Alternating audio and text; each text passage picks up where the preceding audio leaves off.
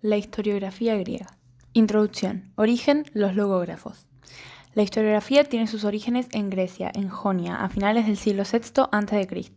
Su aparición está relacionada con el desarrollo de la filosofía y el pensamiento racional de la época, pues es entonces cuando los griegos empezarán a interpretar el mundo desde un punto de vista racionalista. La palabra historia en griego significa investigación o narración de lo que se ha visto. Los pioneros de la historiografía reciben el nombre de logógrafos, pues son los primeros escritores de relatos sobre sus propios viajes y aventuras. Estos logógrafos habían preferido ganarse el favor de su auditorio en detrimento de la verdad, por lo que no podemos hablar de historia al 100%.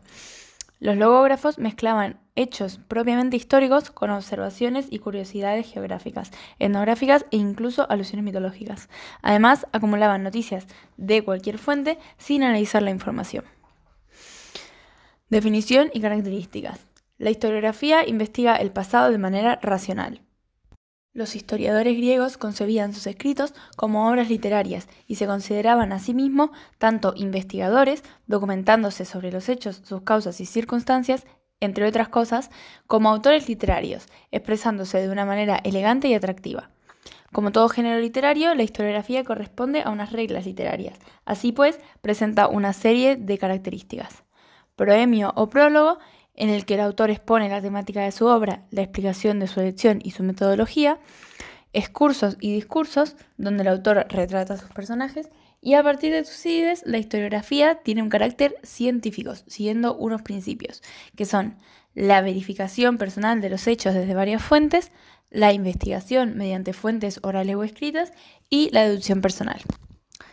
Los autores fundamentales de la literatura clásica son Heródoto, Tucídides y Jenofonte, aunque siguió escribiéndose historiografía durante la época helenística y romana o imperial, con autores como Polibio y Plutarco. Heródoto. No se puede hablar de historiografía hasta el siglo V a.C. con Heródoto, quien se dedicó a narrar un hecho contemporáneo, las guerras médicas. En la obra de Heródoto, la gran obra de Heródoto es Historias, dividida en 9 libros, cada uno nombrado tras cada musa. En ellos se narra con objetividad y precisión la historia de este conflicto entre Oriente y Occidente.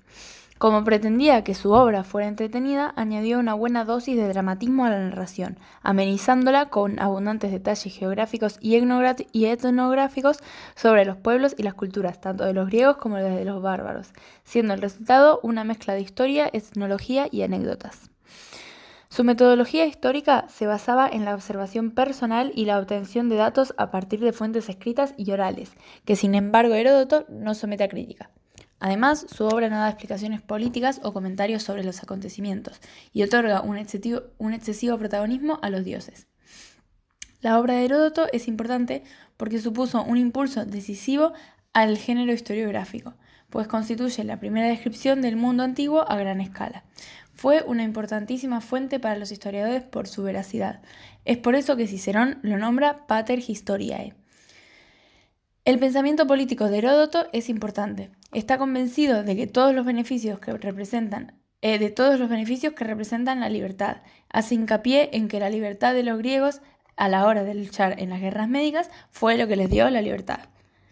Heródoto nos interesa especialmente por su pensamiento ético, que tiene un valor totalmente actual. Su entusiasmo ante las costumbres extranjeras nos hace entender la necesidad del hombre de conocer y respetar la diversidad cultural. Tucídides. La historiografía da un paso decisivo con Tucídides, autor de la historia de la guerra del Peloponeso.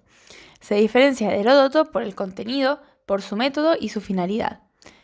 Tucídides centra la acción en un acontecimiento contemporáneo de su ciudad, la guerra del Peloponeso, del 431 al 404 a.C., en la que se enfrentaron Esparta y Atenas.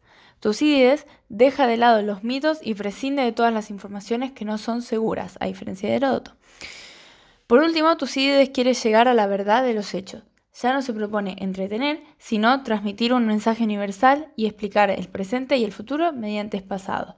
Para él, hay unas leyes inmutables que rigen el comportamiento humano, que se repiten y que hay que conocer para entender lo que nos rodea y evitar así repetir errores. Tucídides piensa que en la naturaleza humana hay un deseo de dominar a los demás para satisfacer nuestros propios intereses, y esto explica las causas de las guerras. Podríamos decir que Tucídides es el creador de la historia política. La historia de la guerra del Peloponeso se convierte pronto en el paradigma del relato histórico que pretende contar con precisión los sucesos bélicos y luego inferir en sus causas y consecuencias. Tucídides será el modelo de todos los historiadores antiguos. Jenofonte. A Jenofonte le tocó vivir el final de la guerra del Peloponeso, una época difícil para Atenas. La obra literaria de Jenofonte fue prolífica y de contenido diverso.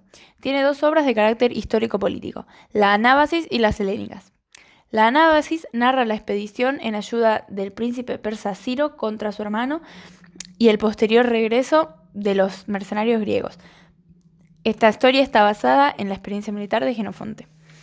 Las Helénicas es una continuación de la obra de Tucídides sobre la guerra del Peloponeso. Otras obras son de carácter filosófico, como la Apología de Sócrates. Escribió también obras didácticas como la Ciropedia, la historia novelada de Ciro el Viejo o el Cinegético, un tratado de caza. Jenofonte no continúa el método de Tucídides, ya que no hay en su obra reflexión sobre las causas y consecuencias de los hechos. Jenofonte suele perderse en la acumulación de episodios y discursos sin una lógica, salvo la cronológica. Hoy se lo estima más como literato que como historiador, por la sencillez de su prosa y su estilo vivo. De Jenofonte destaca también el interés por la psicología de los individuos. Hay una preeminencia del individuo sobre la colectividad. Un claro ejemplo es la Apología de Sócrates, donde el historiador trata de exponer el comportamiento y la reacción de su maestro delante del tribunal que le juzgó y le condenó. En la Anábasis, el joven Ciro, gobernador de Lidia, pretende derribar del trono a su hermano Artajerjes, rey de Persia, y con este fin reúne un ejército de mercenarios griegos en el 401 a.C. El choque con las tropas del gobierno se produce en las proximidades de Babilonia. Los griegos salen vencedores, pero sus generales pierden la vida, por lo que el ejército se encuentra en una tierra extraña y sin dirección, sin objetivo. Jenofonte, que acompaña la expedición, se ofrece a dirigir la retirada.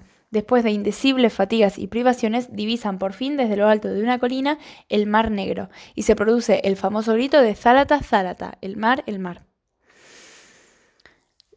Por último tenemos la historiografía en época helenística e imperial, Polibio y Plutarco.